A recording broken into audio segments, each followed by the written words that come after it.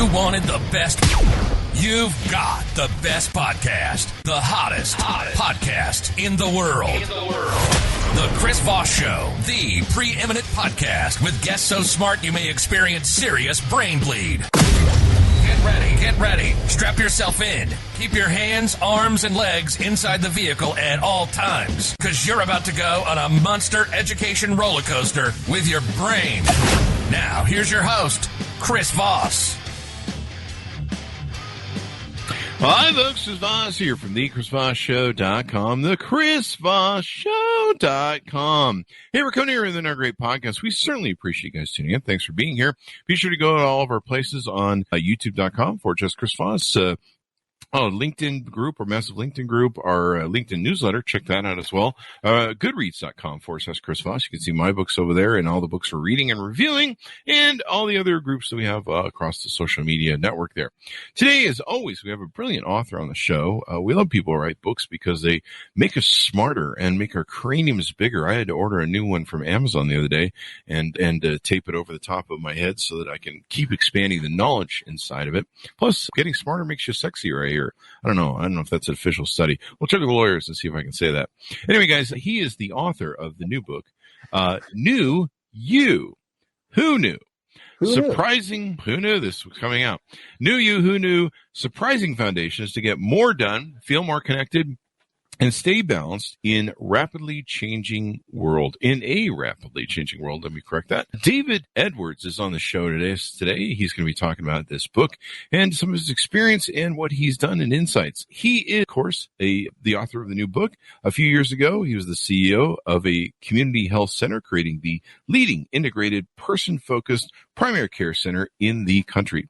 In his interaction with patients, advocates, and professionals from different disciplines and his own pondering and study, he had an epiphany, a wow moment. People are missing core skills that if they had would make their lives so much better. I left my well-paying job, or he did, I should say. I'm reading his bio here off his website, and embarked on researching and writing this book to help regular people learn the principles and skills needed to become the captain of their own life. And the captain is here. Welcome to the show, David. How are you? Thank you very much. I'm doing great. There you go. Thank you for coming. We certainly appreciate it. Congratulations on the new book. Give us your .coms, your plugs, where people can find you on the interwebs. I think davidredwards.com is the simplest, and everything from there. There you go. So what motivated you to want to write this book? I kind of touched on it, but I think it's better in your words. Yeah, as I noted in the bio, I've worked in healthcare for 35 years, and most of the time I've worked serving more vulnerable populations, lower income populations, ethnic minorities, Native Americans, different populations. And I knew something was missing. And the last probably 10 years of my career, maybe 10 to 15, I was really focused on whole person primary care. And this kind of like it's duh, if you think about it, but you were born, I was born, everybody was born with the head and your body connected. And everything you do in your brain affects your body, and everything that you do in your body affects your brain, right? We can't separate them. They're inseparable. Mm-hmm. And yet the way the health system in the United States has evolved is they've gone into this reductionist model, which, okay, has lots of benefits, but it has a decided disadvantage of separating us out and parceling up into little pieces as if they didn't exist together. And so in the model of healthcare that we were trying to create, and it wasn't in a trivial way, in a very profound way, we wanted to design a system that would flex around a unique individual. Oh, wow. So you, Chris, are the unique individual. If you were a patient at that health center, we would have maybe a primary care provider, maybe a dentist or a hygienist. You might have a therapist. You might have a counselor, something we call a BHC, a behavioral health consultant, who, let's say you have diabetes and you want some help with the mental processes of how do you manage your diabetes, right? Because a lot of the challenges with how we manage our physical selves has to do with our mental processes, right? But it's not like I have a typical mental health diagnosis. And so it's mental health for physical health stuff, right? So we had all these characters and more, nurses, et cetera, that we could wrap around you based upon what you need. Right? Well, if you don't need a lot of stuff, then you don't have to use it, right? I don't want to force anything on you. That wasn't the idea. That's not efficient. It's not effective. It's wasteful. And so we tried to design this, and we built a brand new facility built around that model. And as we were in the construction process, I had my wow moment, as you noted, my epiphany that said, unless we can help the patient become the captain of their own healthcare team, we really wanted them to say, it's my body, it's my life.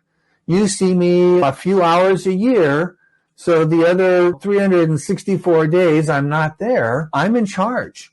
So we wanted them to be in charge. If we couldn't help them fulfill that role in a more effective way, then all this work we had done, all the money we've spent, all the research and energy and whatnot would have limited effect. And that wasn't the idea, right? The idea was to have massive effect. And so I started thinking, well, what's necessary for the individual to be the captain of their life? And that's really about change, right? Both our own self-directed change and being able to cope with, if you will, or manage in an environment that is changing at a breakneck speed. Yeah, definitely. And so you wrote you wrote the book. Knew You, Who Knew? What made you choose that title? Well, I wanted, just like our work had been around helping you be the captain of your own life, and by extension, the captain of your healthcare team, it was about individuals, right? Because we're all different. And I've listened to some of your guests. We're all coming from different places, different backgrounds, different experiences. And so there was two kind of components to it. One was we have to be constantly changing. If we're not, we're falling behind. There's no neutral. There really isn't any standing still. You're either keeping up and moving forward, or you're falling behind. And so New You is about, are you continuously in little small ways reinventing yourself? And who knew? I mean, who knew that this was even possible? Who knew that this was a thing? And so that's what the title was about, trying to be very personal and individual. Now, you claim I'm reading the Amazon thing here. It says, this is like no other book in the market. Tell me how this is different than other books on the market. Well, for one thing, the book is written to an audience of people earning, just as generic as I could come up with it, earning less than the median income. And that's half of all people, so that's a pretty big audience. Not very good targeting on my part. But anyways, these people have to do more with less. I was talking to a business owner the other day, just earlier and he said, I've made more than six figures most of my life. But there have been a few times when I made less than, in fact, a lot less than. And so he said, when I went home the other day, he said, my wife called me on the phone the other day and she said, sweetheart, the sink is clogged. And he said, well, call a plumber then. Why are you calling me? I'm at work. And he said, if I was back when I was making $25,000 a year, there's no way in the world I would have said, call a plumber who's going to charge us $150 to do it. I would have said, wait till I get home. I'll go by Home Depot on the way and I'll pick up something that costs $8 and I'll make it work. Right? And this is the reality of your life. And it doesn't matter if it's your plumbing or your career or your retirement or whatever. If you have more resources, then you can hire people to help you with stuff that needs to be done. And you can make up for a lot of problems. If you're rich enough, right, you can be a rock star and be a drug addict, literally, and appear to be semi-functional because you hired all these people to keep you on track and keep the money flowing in, and you can do that. But if you're working at the Home Depot, you don't have those kind of options. You got to make it happen yourself. So these people, as a group, they got to get more done. It's not about being lazy. It's not about being stupid. It's not about bad character, any of that kind of generalization that we do where we judge people. It's really just a fact of life. You got to get more done with less. And so to make that work, to feel like you are the captain and like you are moving forward in your life, a sense of well-being, if you will, you have to attach yourself or attach to yourself I almost kind of hate this where I'm going with this. You have to incorporate in your life principles that are enduring and that guide how life works. Mm-hmm. It's just like if you're growing a plant in the garden. I like fruit trees as a metaphor. Mm-hmm. If you plant it in the right place and you nurture it and trim it and you fertilize it and you water it, you do all those normal things, it's going to grow up and it's going to bear fruit. Mm-hmm. That's just right. It's the way nature works. So we have to find out what those principles are for human life. And I didn't invent any of these things, but I feel so strongly that these 10 principles that I discovered, if you will, through my research are fundamental foundations of any effective, productive, connected, and balanced life, which is what we all want in the end. And that's kind of how I got there. There you go. There you go. So what are some people going to learn from your book? What's some of the things that they're going to find that are going to be important to them? So again, my book is written to a very lay audience, kind of average people, and it's going to explain some core principles. I'll talk about the first one, for example. The first chapter and the first principle is values. Mm-hmm. And values generically are kind of interesting, right? People talked about values. Most companies have like a statement of what their values are. And most of us have some general sense that I got values, right? And we notice that mostly when something happens or somebody says something or somebody behaves in a way around us that makes us uncomfortable. Mm-hmm. But most of us, according to the research, have not taken the time to make our own core values explicit. And that's a process, right? And in the book, I talk about it. It's actually very simple. It maybe takes 2 hours to do the whole thing, and it's absolutely free. What are the benefits? The benefits are off the charts. By making your own values explicit and following that simple process, and I just noted some things, and sometimes contrast is helpful, right? So apathy is a sense of I don't care, right? I'm disengaged. We talk about at work, right? 70% of employees are disengaged at work, right? Well, a lot of us are disengaged with our own life, unfortunately. So what's the alternative to that? Well, the alternative is that you have meaning in your life. Languishing, languishing, that sense of kind of just hanging out, you're going with the flow, versus a sense of well-being. Like my life is okay. I'm on track. I'm not perfect. I'm not terrible, right? But I feel like I'm moving in the right direction at least, right? Clarity versus being fuzzy, focus versus regret. So these are the costs of not making your values explicit and some of the benefits of making your values explicit. It's very simple. And I don't know why we aren't taught it in elementary school, or high school or college. I mean, it's just not common. So these are things that people need to learn. And I guess a lot of people skip these things in their journey. And it sounds like you skip some of the hyperbole and inflated promises that many find that lead to discouragement and even lower self-esteem. You help them with that through your book. Thank you. Bless your heart. I so many things that we read on the internet, right? All over the place. And many of the books, frankly, that are written, I don't want to speak bad of any books, but it's a lot of the stuff is like, how can I be rich? How can I be famous? How can I be in the 1% of successful people? Mm-hmm. But you know what? The problem with that is only 1% of the people are successful in the 1%. I mean, that's why they're called the 1%. That means 99% of us are never going to attain that. Yeah. And I don't want to be discouraging for anybody, right? If you want to be the 1%, good for you. Great. But it's really not realistic. If you just look at it mathematically, it isn't going to happen. Does that mean that you can't have a life that is full of well-being, of energy, of purpose, of success, of learning and growth and enjoyment and relationships, all these things that bring richness to life? Well, the answer is, of course you can. And you can actually even have a pretty affluent life and a really comfortable retirement, even if you're not in the 1%. And so what I try to talk about is foundations and building foundations. And I'll go back to the fruit tree as a metaphor. Mm-hmm. A lot of what we see today is how-to stuff, right? It's all about the top of the tree. If you take my bald head as the trunk and my shoulders and arms as the roots, we're always focused on the fruit. How do we have more fruit, right? More results, more outcomes, more stuff that we can get done. And that's where we focus. And we got tips and tricks and hacks and all this kind of stuff to do that.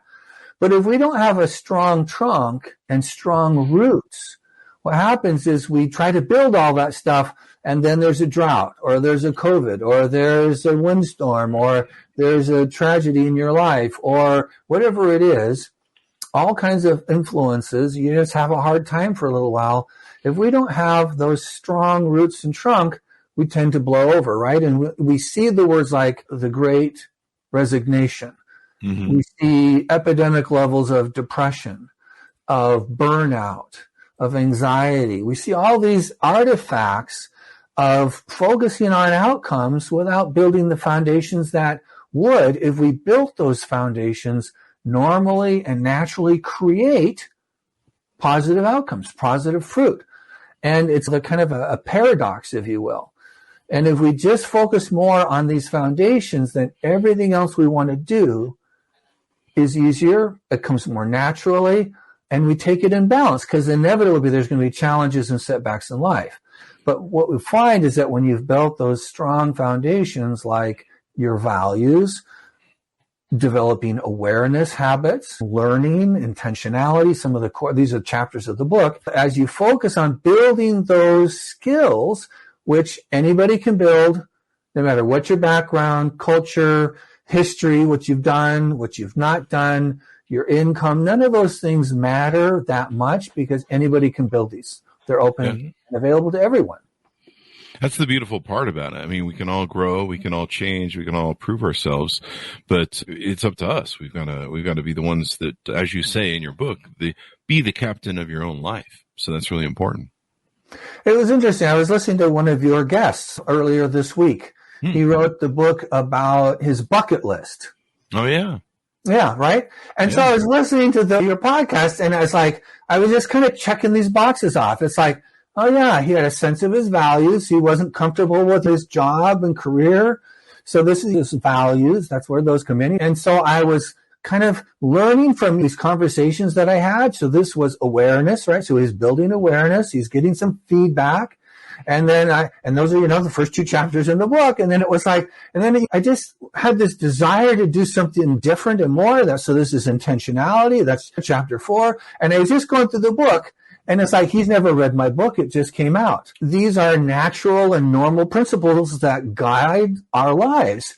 And he came upon them through his own route, right? Without even making them explicit. But I was just checking off. It's like, yeah, he's gone through all these things. And now he's saying, don't just think about it. You got to act on it, right? So planning is chapter 5, and chapter 6 is on actually doing stuff, right? It's like, faith without works is dead, the Apostle Paul said. So it's like, you got to get stuff. You got to work on it. And then he had to have some belief or some faith that was possible, which is chapter 7. So I like going through this. I thought, well, yeah, this guy could be an advocate for my book, because his life is an extension of identifying those principles kind of through the hard way, and then applying them in his life to have this really superior, wonderful outcome, which is what we all want with our life. But he just took that captainship and fell into these very naturally. And it was actually quite gratifying to listen to and say, yeah, I keep getting this validation of. There you go.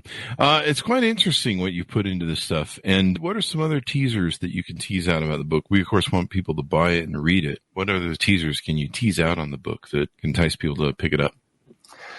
So one of the little habits, and habits are great, right? Habits aren't enough, though, without foundations, but with foundations, habits are super powerful. But one of the habits I talk about is what I call being intentional in the morning. So you get up in the morning and you are intentional about two kinds of things. Is what do you want to do in the day? And I think equally important is what do you want to become during the day? So this is starting the morning with intent.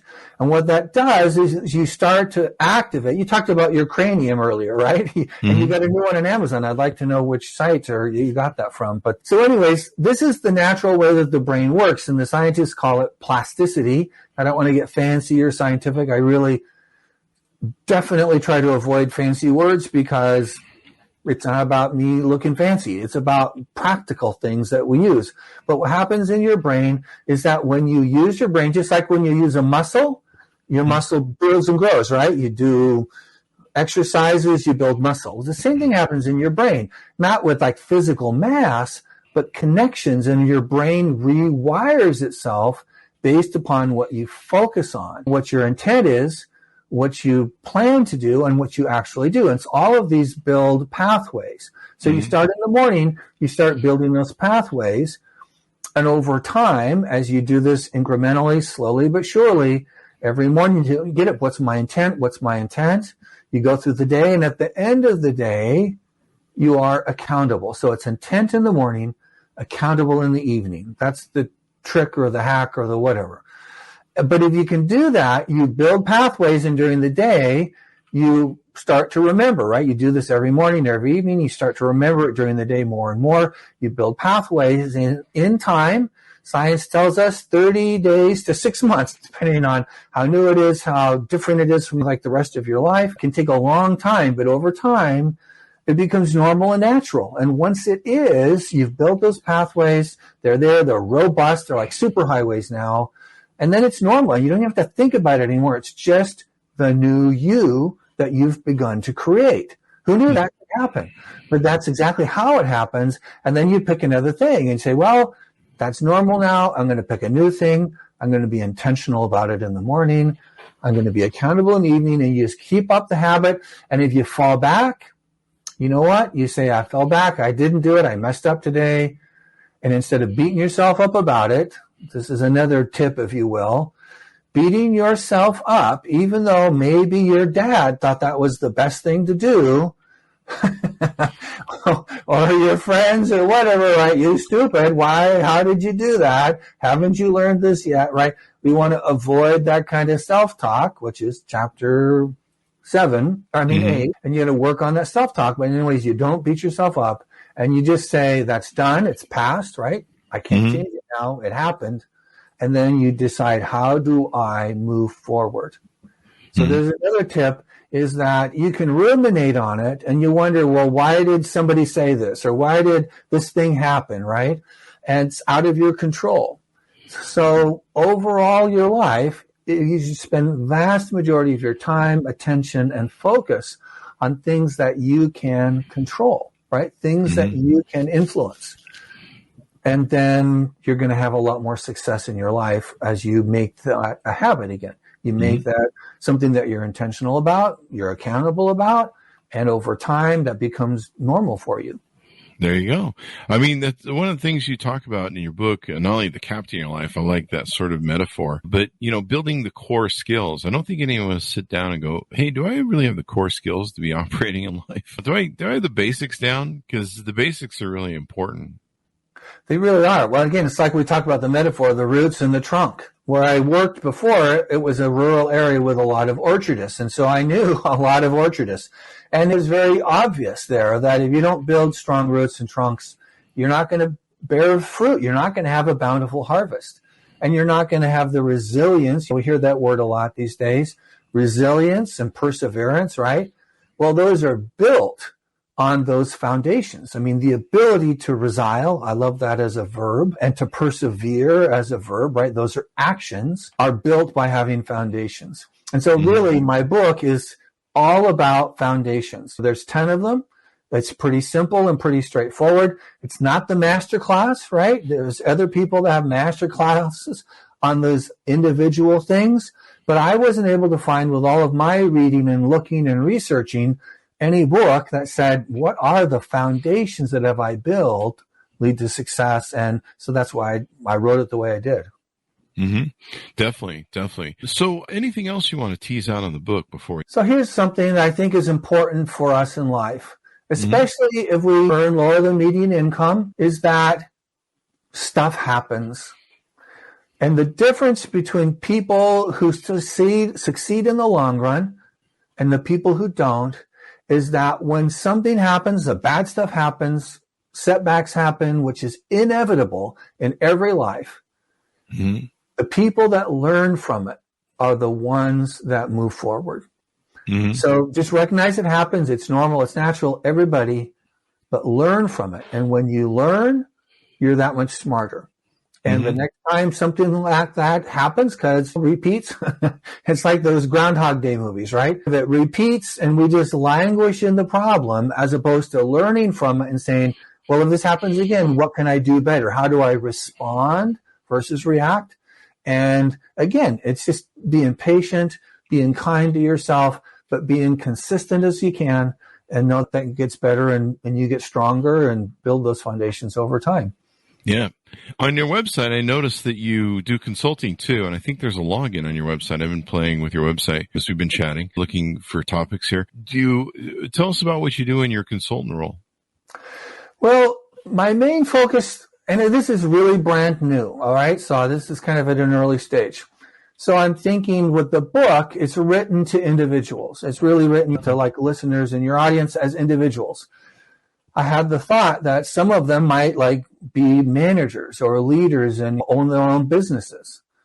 So if you wanted to offer a gift to your employees as a leader or a manager, without a lot of kind of selfish reasons behind it, like most of what we do, honestly, and I've been a CEO or a CFO since 1985. And so a lot of what we do is about getting results for our business. I mean, that's what you're in business for, right? Mm-hmm. But if you want to do a gift to your employees, which in my kind of worldview are not assets, they are the sole source of value adding to meet your mission and to serve your customers. Mm-hmm. And so any investment that you make in your people that builds foundational skills is going to help them throughout their life, right? It's going to help them at home.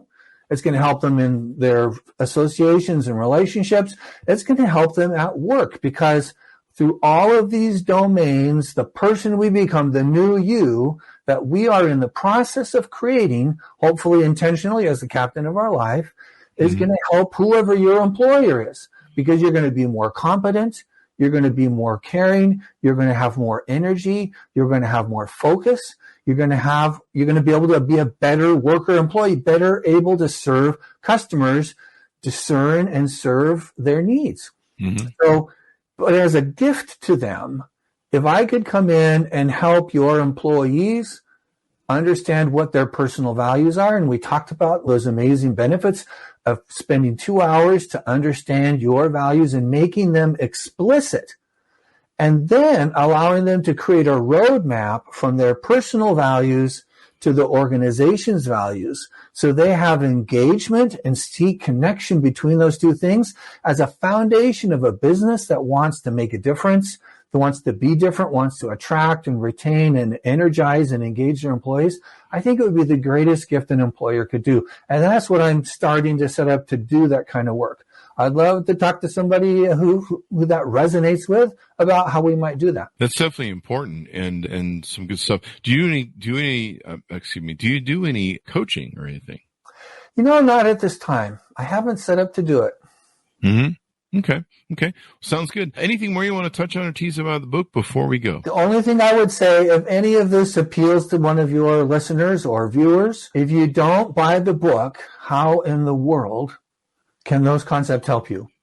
And I hate to be such a shameless plug, but I mean, it's a fact of life, right? If I have a bucket of money in the closet and I never open the closet door, the bucket of money is going to do me absolutely no good. So I invite you to open the door. It's so cheap. I could have done it for a lot more money, but I set it up to price it so that it would be affordable for literally anybody, either as an ebook or as a paperback. And so check it out, try it. I'll leave this parting thought. If I have an apple and you have an apple and we exchange apples, how many apples do we each have? 2. No, we have 1 each. We each still have 1 apple, don't we? Yeah. And most likely you'll think that your apple was a little shinier and a little bigger So you feel like you were taken advantage of when we change those apples, right? There's going to be a winner and a loser and hard feelings potentially. Oh. But if you have an idea and I have an idea and we exchange ideas, how many ideas do we both have? Infinite amount, kind of. Well, right? We have at least two. We have at least two, yeah. I mean, we had just one. Yeah.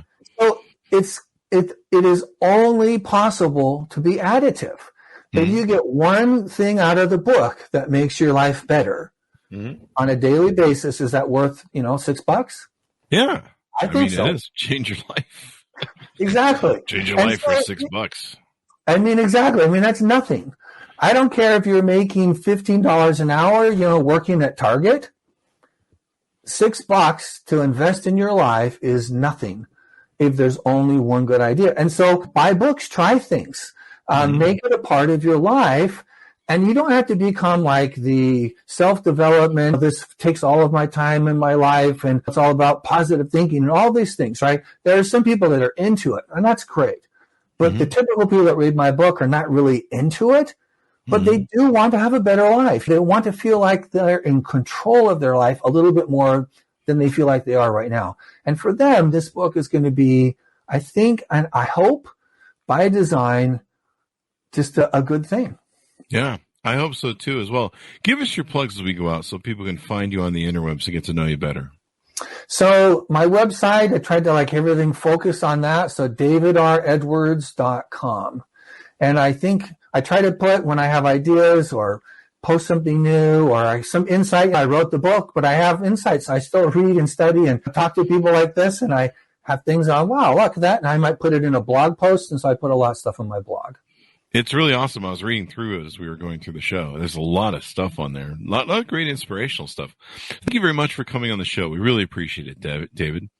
Thank you, Chris. It's been a pleasure. There you go. And thanks, Monis, for tuning in. Go order up the book. You definitely want to get a hold of it so you can take and improve your core, be the captain of your life, and definitely improve it. The book is called New You. Who knew? Surprising foundations to get more done, feel more connected, and stay balanced in a rapidly changing world. We definitely need that because there's a lot of kind of depressing stuff going on lately. So definitely pick up the book and order it. You can also go to goodreads.com/Chris Voss. You can find us on youtube.com/Chris Voss. All of our accounts on LinkedIn, Twitter, Instagram, Facebook, YouTube, all those different places. Check them out as well. Thanks everyone for tuning in. Be good to each other. Stay safe. And we'll see you guys next time.